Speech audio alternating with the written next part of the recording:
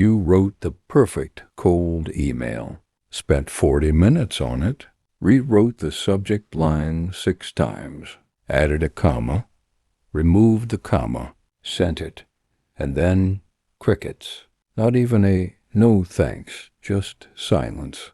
Pure, haunting, inbox silence. Here's what actually happened.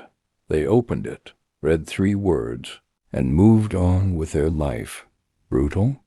Also, yes, but before we talk about writing cold emails, we need to talk about receiving them, because that's where most people get it completely wrong. So let's flip it. Let's get into the head of the person you're emailing. Yes? Fixable?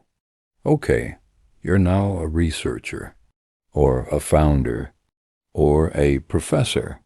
You've got 3 meetings before noon, 1 deadline you've been avoiding, and 74 unread emails. You open your inbox. You are not reading these emails. You are triaging them. Like an AA doctor, except instead of saving lives, you're deciding whose dreams get ignored today. Subject line. First sentence. 3 seconds. Next. Most emails don't survive those 3 seconds.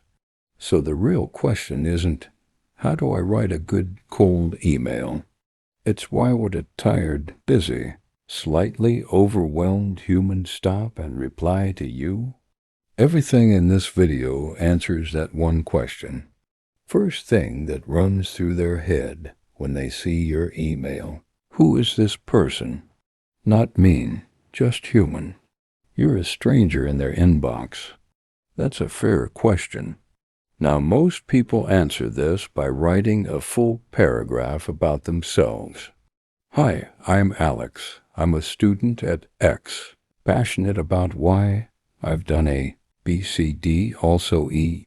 Gone. They're already gone. Here's the fix. Don't introduce yourself.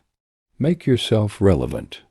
Instead of I'm a UX researcher, say I read your paper on adaptive systems and spotted something you might find interesting. See the difference? One is a resume. The other is a reason to keep reading. 1 line, who you are in relation to them. That's your entire introduction. This is where most cold emails completely fall apart. They're generic. And busy people have a finely tuned radar for generic. Dear Professor, I greatly admire your work in the field of what field? Which work? Be specific or don't bother. The moment someone smells copy-paste, you're archived. Done. Digitally ghosted. What you need instead is what I call the only you line. Something so specific it couldn't have been sent to anyone else. Reference that paper, that talk they gave, that one weird decision in their research that made you go, wait, why did they do that? This does 2 things. 1, it proves you actually did your homework. 2, and I'll be honest, it's mildly flattering. And humans, even very busy, important ones, are not immune to mild flattery backed by substance. We're all a little vain. Use that. Okay, painful truth time. A lot of cold emails don't have a clear ask. They build up this whole thing and then end with, I'd love to connect sometime. Connect. For what? About what? When? Where? How? Vague ask equals no reply. Every time. Here's how a busy person reads your email. They're already mentally calculating the cost of replying. How much time does this take? What am I agreeing to? So make the ask tiny and specific. Not, can we collaborate? But would you be open to a 15-minute call? Not, I'd love your feedback, but I have one specific question. Can I send it over? Small, clear, low effort to say yes to. Nobody replies to let's connect, But people absolutely reply to quick question. Do you think X or Y? All right, here's the whole thing clean and simple. 5 parts, in order. Every cold email you write from now on. 1. Subject lines. Specific, not clickbait, not vague. Question about your paper, good. Research collaboration opportunity, bad. Elite, never use. 2. Relevance line. Who you are, as it relates to them. 1 sentence. That's it. 3. The only you detail. 1 specific thing that proves you actually paid attention to their work. 4. Your point. What you're working on, why it connects to them. 2 or 3 sentences max. Not your life story. 5. The small ask. 1 clear thing. Easy to say yes to. Whole email readable in under 30 seconds.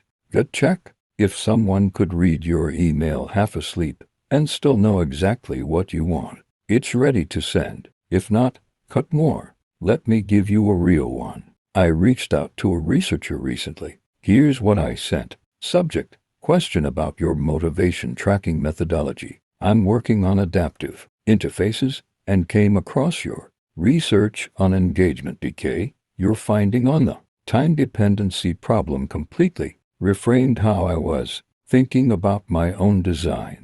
I'm hitting a similar wall. Would it be okay if I sent over 1 specific question? That's the whole email. No long intro, no life story. Just, here's why I noticed you. Here's the real connection. Here's 1 tiny ask. They replied the same day. So, here's the whole thing in 1 line.